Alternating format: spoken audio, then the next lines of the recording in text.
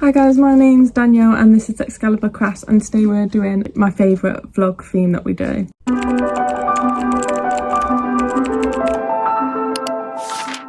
And that is Read It or Leave It. So I haven't done these for a long time, a good few months. We have the Read It or Leave It shelves, and basically I pull a challenge out the jar and we have to pick it off those shelves. The Read It or Leave It shelves are books that I've had on my TBR for years or for like a long time. So they do change often. As I pick stuff off, I'll replace them with older books. So let's pick a challenge out and then we'll go over to the bookshelves.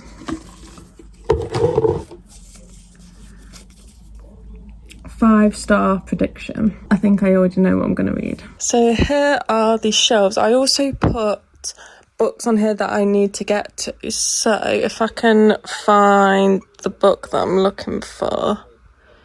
Oh, there it is. I put the library books on here as well, so I can pick them out when I need to. And the Rainfall Market's on here, which is a cozy fantasy. So I do quite often give cozy fantasies 5 stars. So let's give this a go.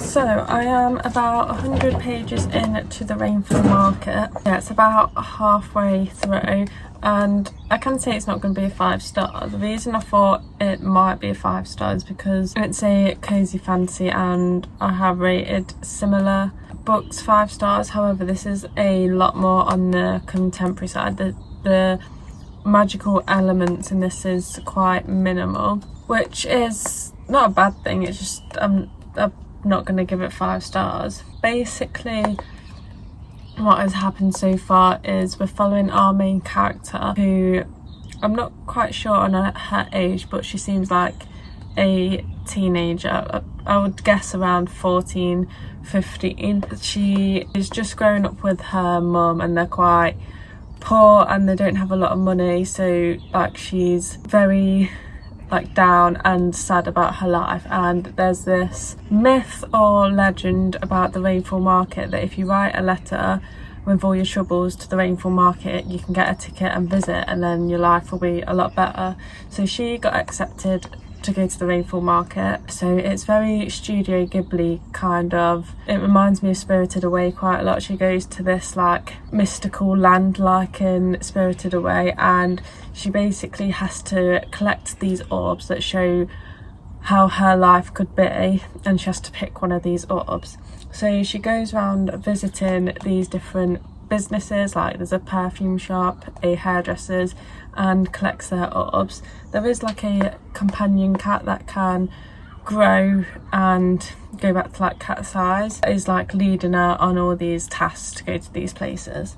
I am enjoying it. It's very fast paced. It's kind of surface level, I'd say. She's not in these places for a very long time, so you're meeting a lot of characters but for a very short amount of time. All the characters are quite forgettable. The magical beings from this land are called the Dothraki, I think it's pronounced, but whenever I see the word I keep thinking of Dothraki, so in my head I'm calling them Dothraki. And it says they look like humans but look like ape shapes. I'm really struggling to picture them. I can't imagine it being more than a 4-star. I don't think it'll be a 4-star either. I am off work now for 3 weeks. This is my 4th day off, and I actually tend to read less when I'm not at work. When I'm at home I find like distractions and there's other things I can do, where I can read quite a lot at work, which I'm quite lucky to be able to do. Yeah, I'll try and hunker down to read, but it has been 4 days and I've only 100 pages in. Usually that's like me reading for 2 days, so I am slowing down. I'm going to try and put a focus on getting through this book so I can continue with this vlog. I have got quite a busy week. I've got to go get my tyres done in the morning, and then I think I've got to go to the phone shop and upgrade my phone contracts, but other than that I should get some reading done tomorrow. So I finished the rainfall market the other day.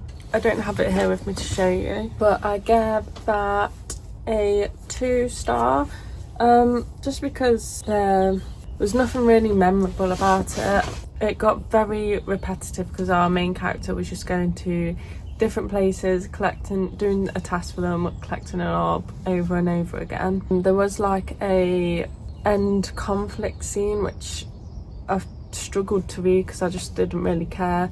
I didn't like the twist on who the villain was. Yeah, I didn't really enjoy the story, so I gave it 2, which is a shame considering the prompt was it could be a 5-star? I think that was the prompt, which I understand why I picked it for that, because I have had similar books, like just a nice time cozy fantasy books rated 5 stars.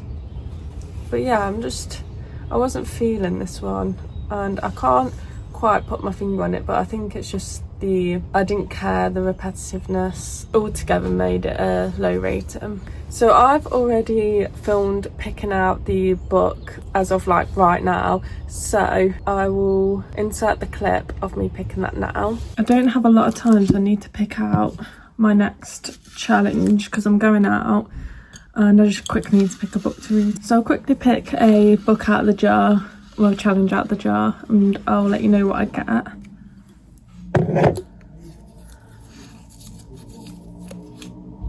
A Christmas gift. Oh, but that's not going to be any of the books on the shelf.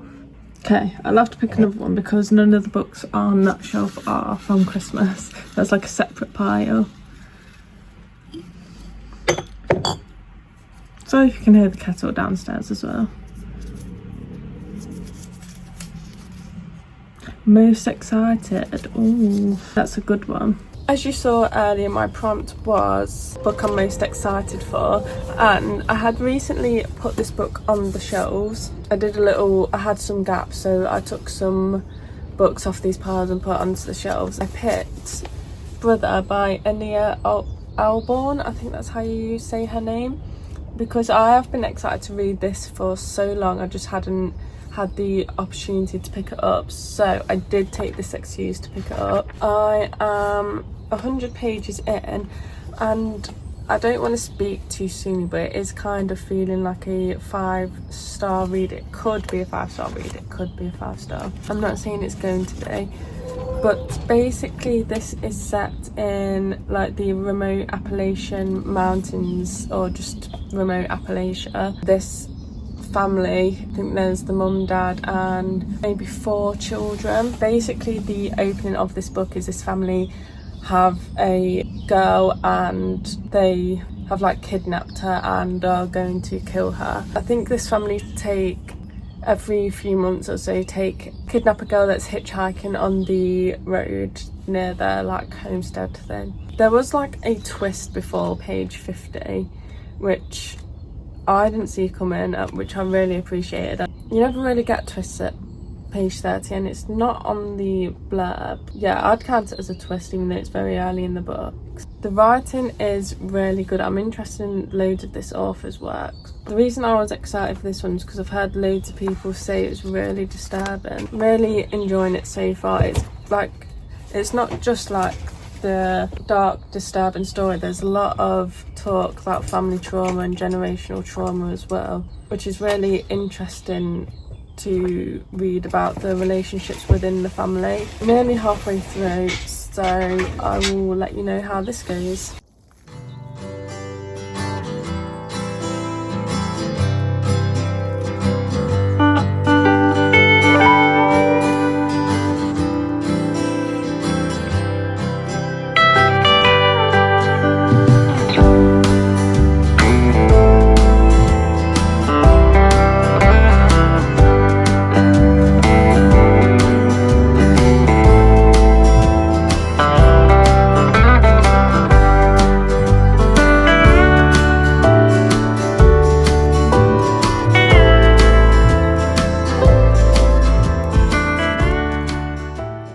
I just finished putting all strawberry plants in this that I moved from over there on the strawberry patch. And yeah, we bought this pot from a car boot last year, so we're finally putting it to some use, and I think it looks really good. James is just watering the plants over there.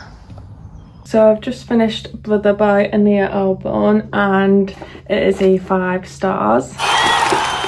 I think it's just, the writing is immaculate. I can't fault anything about this book. You take like a deep dive into these family relationships. Really a story about breaking generational trauma. Quite heartbreaking when you get into it, but you have to like look past the fast-paced thrilling horror side of it. But yeah, I love this. I definitely want to read more of this author's books, but I have heard that this is her best, so I'm a bit worried I'm going to be disappointed by the rest of her books, but they are on KU, so hopefully I'll just read them on there. I think this has solidified its way into like my top 10 books of all time. It was that good, or maybe my top 5. I loved it that much. I don't think I'm gonna stop thinking about this book. I think it's gonna be one of those that every now and again I just like think back to it. There's a lot of talk about like what makes people evil as well, like is it their upbringing, or is it ingrained in them from when they're born, or is it like their experiences that shape them, which I am super interested in. It is a difficult one to read, so check trigger warnings if you're going to get into this one. So I did pull a challenge out the jar, but I wasn't able to record it because we are actually staying somewhere else right now, so I don't have my books with me. I've only brought like a handful of books on my Kindle, but I actually did pull out James' pick on the Kindle, which was perfect. So I'll insert the clip of James picking a book off my Kindle now. Can you pick me a book, please? They're all in folders, as you can see.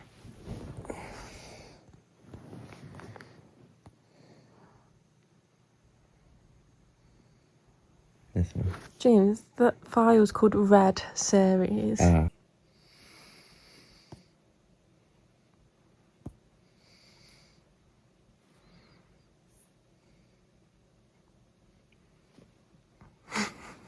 What? This one? This is the book that James has picked for me. Quite happy with this one. So he picked An Affinity for Formaldehyde, which is only about 120 pages long, which is perfect because I need to get into my book club read soon. This is honestly the perfect pick. I need a fast-paced book right now because I think my next book's going to be quite a long fantasy. I only just started it, I'm only a few pages in, and basically our main character's childhood best friend has married her grandma, or is going to marry her grandma, so she's come back to like see what's going on. I'm not sure if I'm going to update you with my thoughts halfway through because it's a short book, or just wait till I get to the end. I'm going to get reading. So I'm basically finishing this vlog a little different. I'm just re-putting some peppers for James because he had carpal tunnel surgery in his hand, so he can't really get dirty and stuff like that. Yeah, so I'm gonna finish this vlog here. I thought I might as well because I have been meaning to finish this vlog a while ago. We was reading An Affinity for Formaldehyde by Chloe Spencer, I think, and I finished that well over a week ago, but I just haven't got on camera to talk about it. We've had a lot of stuff going on. We've been camping and everything. You might also hear some people around the allotment. I've also not really known what to say about it because it was only 120 pages long. Bear in mind now that I have gone quite a while, finished this book and been reading other things, so my memory on it isn't going to be great. Basically, I can't remember what I've said about it in previous clips, but our main character's grandma is getting married to her best friend, so it's a weird setup. She's obviously feeling weird about it. She goes down to her old hometown to visit them to see what's going on, to see if he's taken advantage of her grandma or whatever's going on. Sorry, I've got to concentrate on this bit. My main issue with this book is that I couldn't take it seriously. like you don't know if the horror is like serious or not. And like when it did seem like it was being serious, like when people were dying, it like I just couldn't take it seriously. I'm not really sure why.